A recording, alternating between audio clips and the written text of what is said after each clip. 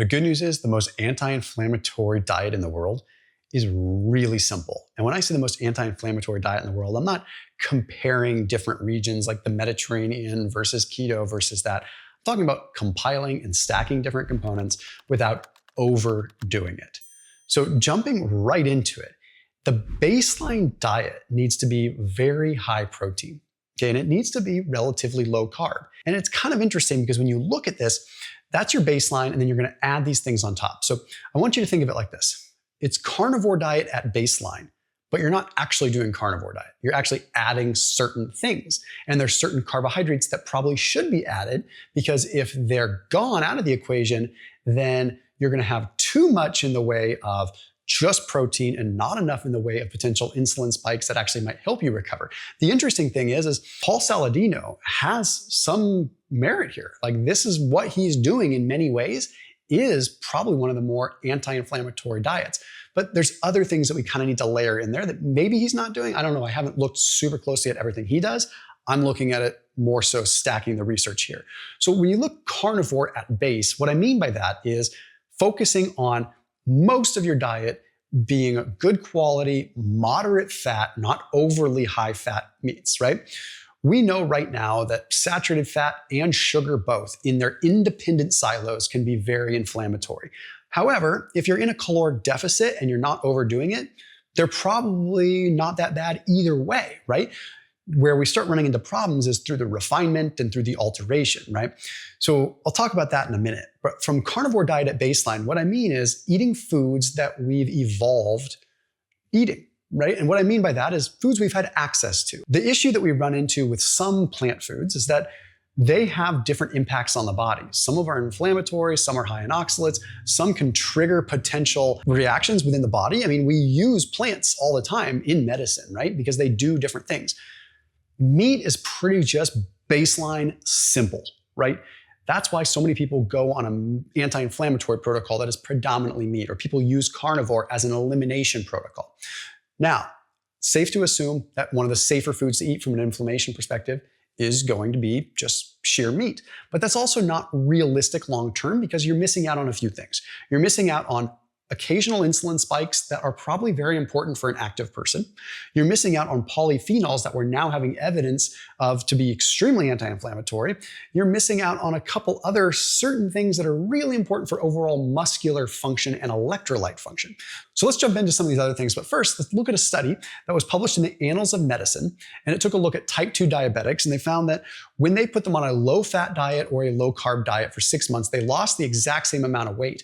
But the lower carb protocol that still had 20% carbohydrates, which is what's interesting, ended up having lower inflammation across the board and better glycemic control. The glycemic control is kind of obvious. There's less carbs coming in, but the fact that inflammation lowered indicates that maybe this higher protein approach was really working well for them. But what I liked about this study was it wasn't a sheer keto diet, and it wasn't straight up carnivore. They had adequate amounts of carbohydrates. Now, in this case, they were probably using basic carbohydrates and starches. If I was to add the carbohydrates in, here's what I would add. I'm going to go through it. Now, as far as the meat is concerned, I will say that one of the more important things to consume is probably red meat in moderation here. I say moderation because I do think that you get some benefit from getting other cuts of meat too. But I'm a personal fan of just going simple ground bison or ground beef at like a 90% lean, just enough fat to get satiation and feel good, but mainly protein being the key source here. I linked down to my favorite beef that I get, my ground beef that I get from ButcherBox. If anyone wants to try it, I really do think it's the best tasting, and that's why I continue to eat it. There's lots of good quality meat out there. Plain and simple, you can find good quality meat if you look hard enough. But bang for the buck, ButcherBox has the lowest prices on the highest quality meat, and it gets delivered to your doorstep, at least in my opinion. I find it to be extremely reputable, extremely consistent, and always has an amazing taste that gets kind of crispy if you cook it just right. Like, the fat quality is so good. Anyway, I don't think you'll go back to your old source of meat after you try ButcherBox beef. It is seriously game-changing, and that link is down below in the description. Why do carbohydrates potentially become important? And I'm saying this as a relatively low-carb guy. Let me be very real here. I very often don't have more than 80 to 100 grams of carbohydrates, even on a very active day. And I still go through long periods of time where I keep carbohydrates out entirely. So this is coming from a low-carb guy. But I understand that having an occasional insulin spike in a metabolically healthy person is really, really important to stimulate recovery. Because if muscle damage just continues on and you don't have the impetus to help recovery to a certain degree, then you put yourself in a state where you have high levels of oxidative stress, which can actually catabolize muscle, but also just increase DNA damage and leading to what's called damage-associated molecular patterns. These are broken strands of DNA and components of our tissue, and more so just broken down components of DNA that are floating around, and the immune system reacts to them. When the immune system reacts to them, what happens? You have an inflammatory response. And this is low-grade chronic inflammation, again, more commonly known in the scientific community as damage-associated molecular patterns, or DAMP. There's also PAMP, which is a little bit different, but mainly it's DAMP that we're focused on. So how do you recover from that? Occasional insulin spikes for one, if it's damage that's coming from workouts, but also just straight up antioxidant-rich, polyphenol-rich foods. So when we look at like Paul Saladino again, he's looking at adding fruit in. One of the big things that he did is he added honey in. Personally, that's the first thing that I added in, which was one of the toughest things for me to do, because I came out of a low-carb world where adding honey in seemed absolutely ludicrous. Paul and I differ a little bit. Paul likes to chug honey and get lots of carbs from it. That's his approach, and it definitely works for him, and I'm not negating what works for him or his tribe.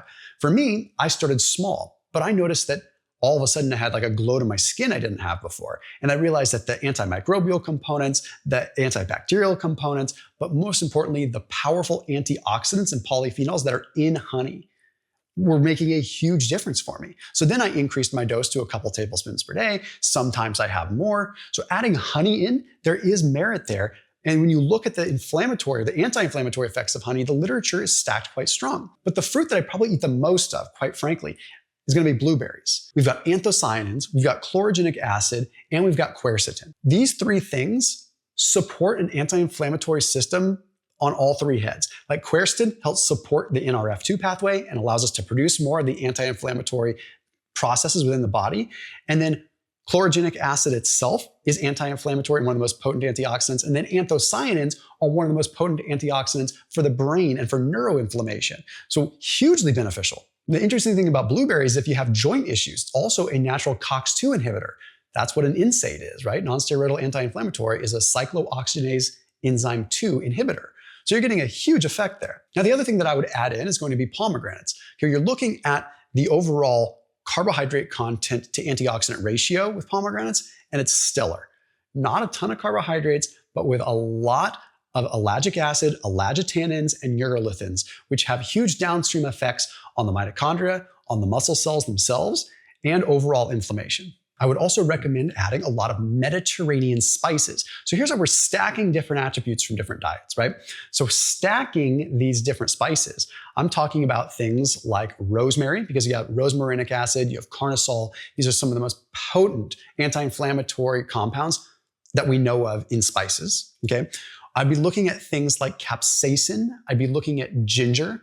And the reason that I would add these in is ginger, because of the 6-Shogal and the gingerol, again, extremely anti-inflammatory, particularly when it comes down to the gut. That's why it's so good for digestion, but also tremendous for appetite suppression, right? It huge effects. There was a study where people ended up consuming about 50 calories less per day when they just added 2 grams of ginger powder to water in the morning. That's that simple. That was an RCT. That was a good study. So ginger added into the mix is really, really potent, but also the Mediterranean spices, again, like the rosemary, the sage is a really good one, and thyme. The reason that I mention this is because these can influence at a genetic level the cells to utilize more fat. It does this because it influences what's called PPAR alpha, which is a nuclear transcription, or a nuclear receptor protein rather, that goes to the center of a cell and changes the cell's affinity to burn fat. It's a fat adaptation molecule. And the more fat that we oxidize with aerobic metabolism, the lower our inflammatory markers usually are, right? So bottom line is, with the diet, you want to kind of add those things in. But where we forget a big piece of the inflammation puzzle is with our gut itself. All of this stuff, you could do all this stuff perfect, but if your gut was disrupted, it would not work well. Because at the end of the day, you are always going to have what are called gram-negative bacteria in your gut. And these gram-negative bacteria that are in your gut are going to impact and secrete molecules called lipopolysaccharides that will get through the gut barrier and into the bloodstream. So if you don't think of the gut first, none of this stuff works. So things like collagen, things like bone broth, consuming meat that has the actual gristle and the connective tissue in it a little bit. That is good for the gut. But one of the more important things you can do, even if you're not fasting, is taking breaks from food so that your gut has a time to repair. Your gut repairs itself in between meals. So giving yourself these clear defined breaks. So whether it's going to be sitting down, having 15 ounces of steak and a quarter cup of honey as your meal because it's one large dose, or just separating it out into 3 pieces, that's fine. But just have these clear breaks between meals. So when you look at what the most anti-inflammatory diet is, you're just going to be stuck looking at all these different studies that are really having similar results because the end result is coming from caloric restriction. If we stack these different things and we get down to baseline, this kind of protocol would be very effective. Although I would recommend having it come at the occasional deficit, not all the time, so you can always kind of keep your body in that state of AMPK activation as well. That's going to make it so that you're recovering, but you're also getting caloric restriction benefits, but you're also getting enough insulin from carbohydrates to induce recovery. So as always, keep it locked in here on my channel.